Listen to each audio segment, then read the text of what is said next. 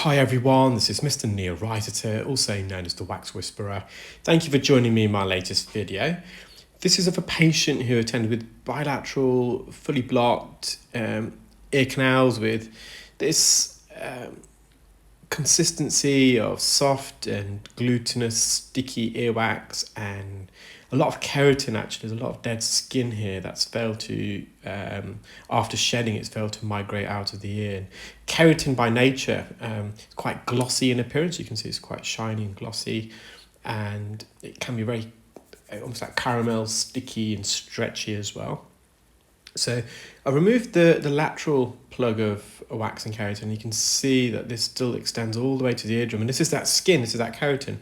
So what I'm peeling away now was formerly the skin that was lining the ear canal.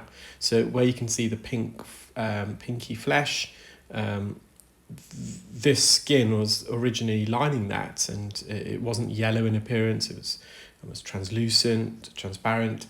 And as the skin dies and sheds, it loses all the intracellular fluid, and that's replaced by keratin. So keratin's a protein, and it can be somewhat yellow in appearance, and as the skin oxidizes, just like wax, it turns from a light yellow orange colour to a darker brown, almost black in appearance.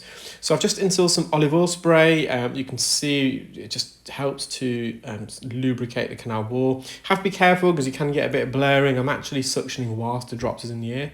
So I've got the patient's head just tilted over towards their right shoulder, so the left is facing upwards. So I want the oil to be in the ear during the suction itself, but you just have to be careful when you use this technique because it can blur, so you've got to be careful, you've got to be prepared to come away out the ear. And I think I'm just using the fine end suction probe here because they have got quite a narrow ear, which makes it more challenging because it's less powerful and it's more likely to get blocked because it's got a narrow internal diameter. I think I've just reverted back to the full Zollner suction probe because I realised I needed that additional power. So again, getting a slight bit of blurring. So that's just the oil. So as we're suctioning the ear, the oil's also been suctioning, and it just through retraction with the or refraction, should I say, the light separates to the oil, so you just get a bit of blurriness, but that will subside now because we've vacuumed most of the oil out. So it's just this last plug of wax and skin now. There's a lot of hairs matted here, and the hairs shouldn't be this deep in the ear, and that's because the hair follicles in the ear canal are located on the outer third, the cartilaginous portion.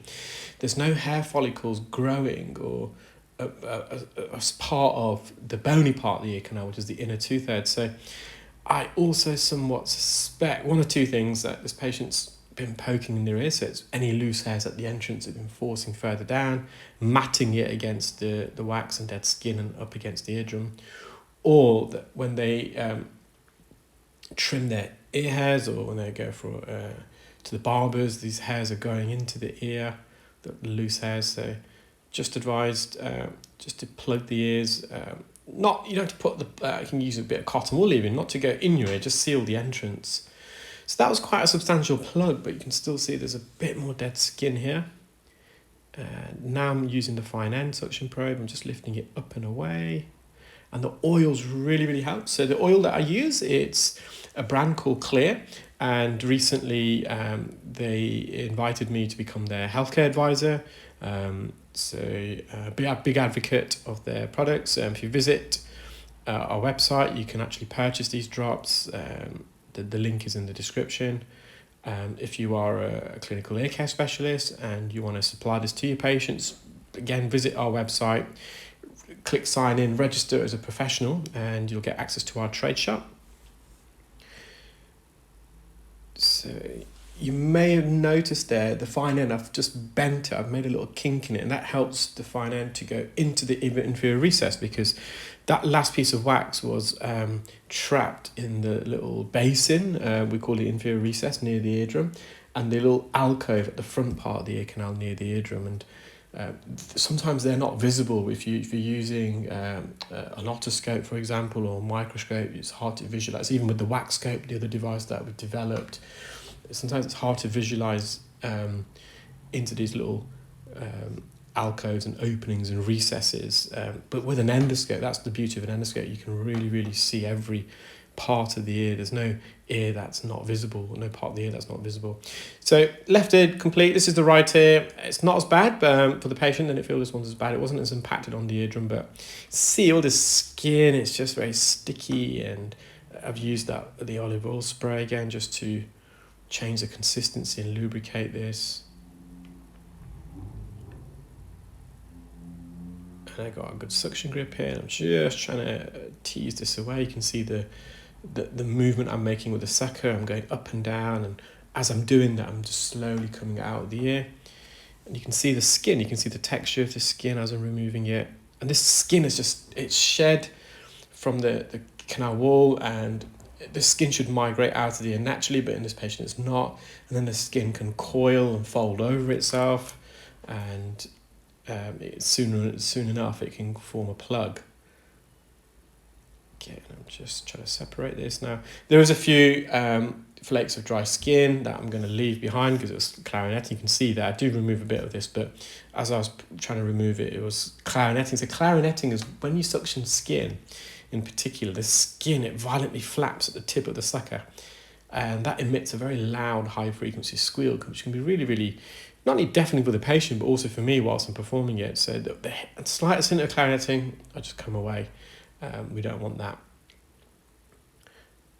So I think at any moment now, I just kind of think better of it and just leave it.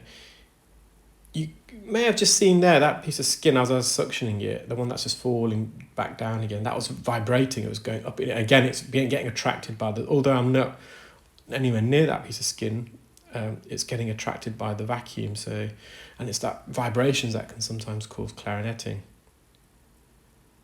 So we're just going to leave that. There's the patient's eardrum, nice and healthy. Patient can hear significantly better. I hope you enjoyed that video, guys, and you're all keeping well and safe. Do stay tuned. I've got loads more videos to upload in the next few days and weeks. And take care of yourselves. Bye.